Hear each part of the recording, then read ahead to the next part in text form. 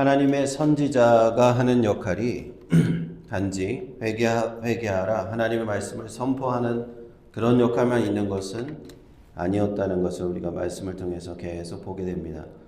열왕기하 4장을 통해서 엘리사는 하나님의 백성들의 현실적인 여러 가지 문제들, 고단한 문제들에 대해서 하나님의 자비와 사랑을 보이는 사역을 보여주고 있습니다. 여리고의 성에 쓴 물이 단물로 변하게 하였고요. 선지자의 과부가 빚을 많이 져서 두 아들이 종으로 팔리게 됐을 때 그를 도왔습니다. 또 수넴 여인의 아들이 죽었을 때 다시 살리는 기적을 보였죠. 하나님의 백성들 여러 가지 공공한 어려움에 처할 수 있지 않습니까?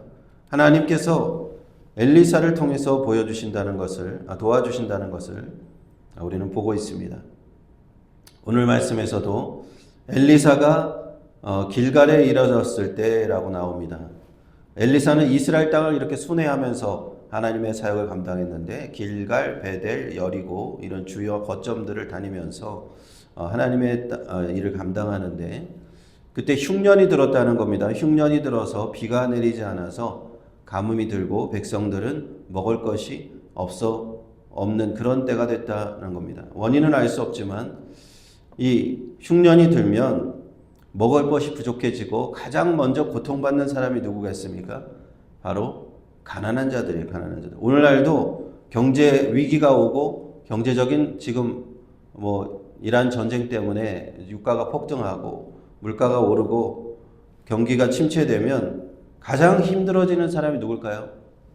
부자들은 괜찮아요. 부자들은 좀 힘들어도 버틸 수 있는데 가난한 사람들, 아주 하위 계층들의 빈곤층이 어려워지는 겁니다.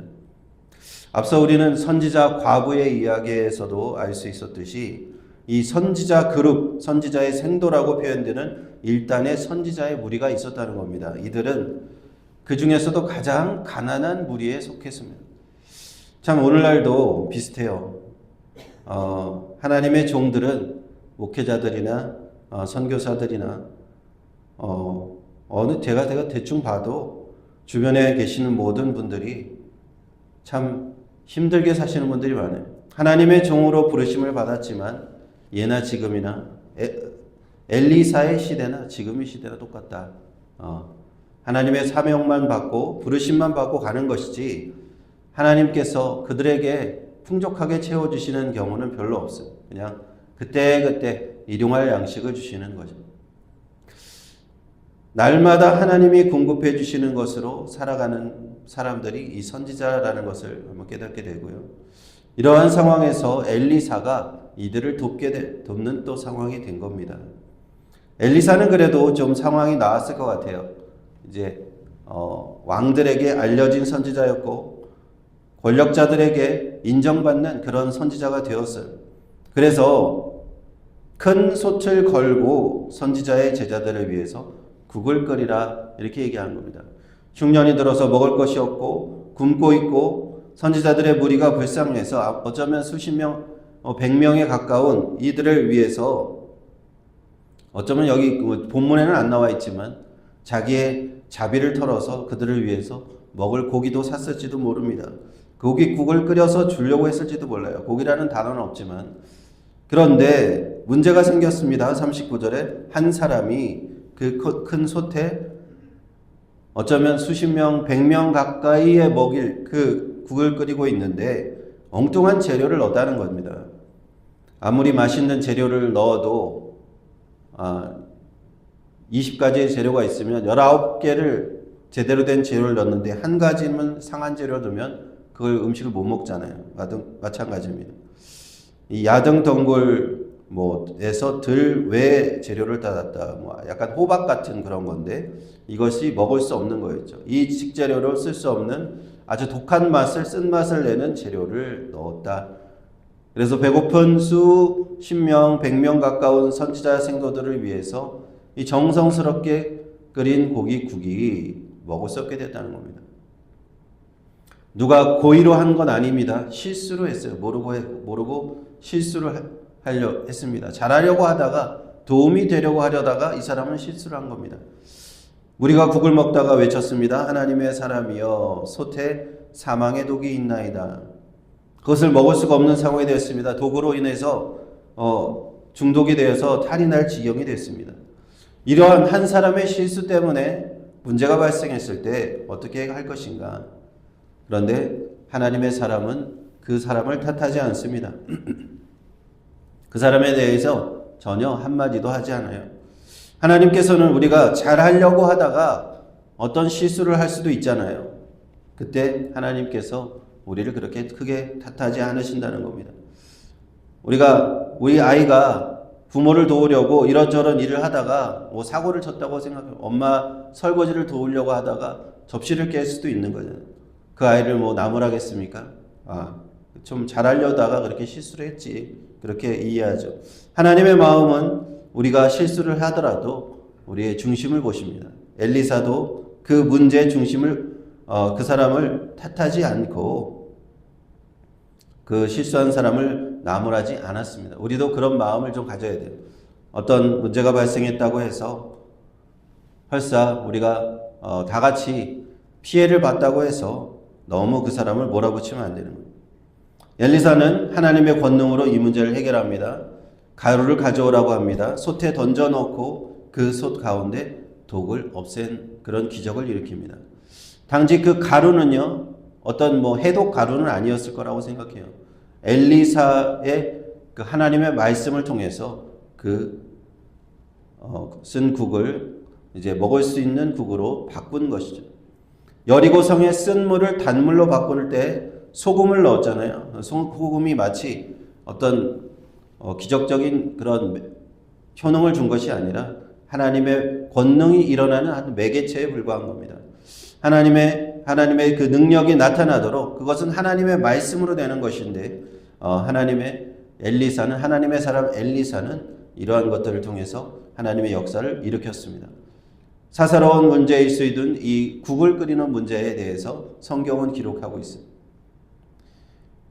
우리가 쉽게 국은 다시 끓이면 되지 라고 생각할 수도 있지만 당시의 상황은 우리는 모르잖아요. 수십 명, 어쩌면 100명이 먹을 수 있는 큰 가마솥에 모든 좋은 재료를 넣고 끓였는데 이제는 배고픈 이들을 며칠 굶었을지도 모르는 이들을 위해서 이 음식을 먹어야 하는데 이것이 상하게 되면 이들은 또 며칠을 더 굶어야 될 상황일 수도 있습니다. 그래서 하나님께서는 엘리사를 통해서 기적을 베푸신 것이다. 그들의 상황과 형편을 아시는 하나님, 그들의 필요를 채워주시는 하나님이시다라는 겁니다. 우리를 먹이시고 입히시는 하나님은요, 이처럼 세심하게 돌보시는 하나님이심을 우리는 믿어야 합니다. 엘리사를 통해서 보여주신 하나님, 큰 일만 행하시는 하나님이 아니에요. 하나님은 우리에게 가끔 이렇게 세세한 것까지 챙겨주시는 분이에요. 세심하게 우리를 돌보아 주시는 하나님이에요. 그래서 우리가 하나님 앞에 나아갈 때 우리가 담대하게 기도할 수 있는 겁니다. 하나님, 저의 이러한 작은 어려움이지만 하나님 도와주시옵소서. 하나님, 먹고 사는 문제 하나님 해결하여 주시옵소서. 우리는 이렇게 말씀을 보면서 담대하게 기도할 수가 있습니다. 다음 구절에 또 이제 곧바로 이야기가 이어지는데 한 사람이 바알 살리사에서부터 왔다. 그러면서 처음 익은 식물 보리떡 20개와 자루에 담은 채소를 가지고 왔다라고 했습니다. 처음 익은 식물이라는 말에서 우리가 알 수 있는 것은 수확기라는 거예요. 첫 수확기. 그러니까 식량이 거의 떨어져 있을 때쯤이 이제 첫 수확기입니다. 요즘은 그런 시절이 없지만 옛날에는 이제 보릿고개라는 말이 있었잖아요. 농사를 짓고 이제 양식이 다 떨어질 때쯤 힘든 시기가 있고 다시 수확을 하는 그런 먹을 것이 없는 기간이 있는데 그 당시인 것 같아요. 그래서 선지자 엘리사는 주변에 또 가난한 선지자 생도들에게 이 무리들에게 이 첫 수확기에 받은 이 음식을 나누어 줘 먹게 하라 하였습니다. 그때 43절에 사환이 말합니다. 게하시로 추정되는데 그 사환은 100명이나 되는 사람이 어떻게 이것을 다 먹을 수 있습니까? 20개하고 채소밖에 없습니다. 앞에서 큰 솥에 국을 끓였을 때 선지자 생도 여러 명이라고 했는데 총 숫자가 대충 나왔어요. 100명이나 되는 사람이 엘리사 주변에 있었다는 겁니다. 어떻게 먹일 수 있습니까? 라고 했을 때 여호와의 말씀이 임합니다. 무리가 먹고 남으리라. 하나님께서 또 기적적으로 하나님의 말씀으로 행하시면 무리에게 이것을 다 먹이실 수 있는 겁니다. 그것은요, 어떠한 다른 기적이 아닙니다. 하나님의 능력으로, 하나님의 말씀으로 일어나는 기적이에요. 예수님께서도 오병이어로 5,000명을 먹이신 것을 우리는 잘 알고 있습니다. 그리고 예수님의 기적에서도 12바구니나 남도록 그 기적은 충분히 일어났습니다. 말씀이신 로고스 예수 그리스도께서 오셔서 하나님의 말씀으로 우리를 돌보아 주신다는 걸 친히 보여준다는 거예요. 엘리사의 오늘 기적에서도 뭐라고 되어 있습니까? 여호와 앞에 드디어 무리 앞에 베풀었더니 여호와의 말씀과 같이라고 되어 있습니다. 하나님의 말씀이 능력이 있는 겁니다. 하나님이 하라 하시면은 그대로 되는 겁니다. 하나님께서 말씀하시면은 그대로 되는 겁니다. 불가능한 것이 그대로 된다 하는 겁니다. 능력은 어디에 있는 것입니까? 엘리사 자신에게 있는 것이 아니라 하나님의 말씀에 있는 줄로 믿습니다. 우리가 믿는 하나님 어떤 분이십니까? 능력이 있는 하나님이시고 우리를 돌보시는 아버지 하나님이시는, 궁핍하고 어려운 형편에 있는 우리 하나님의 자녀들을 하나님은 돌보십니다.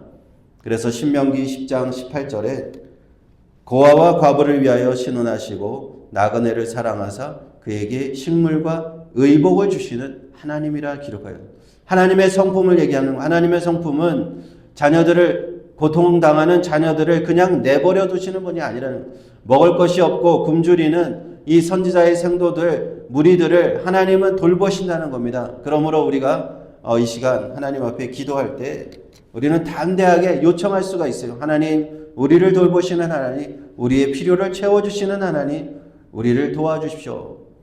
어떤 분들은 그런 얘기를 합니다. 하나님이 하실 일도 많을 텐데 이러한 사소한 일까지 기도해서 하나님을 귀찮게 해드릴 일이 무엇이 있습니까? 라고 하는 분들도 있는데 그런 생각을 할 필요가 없어요.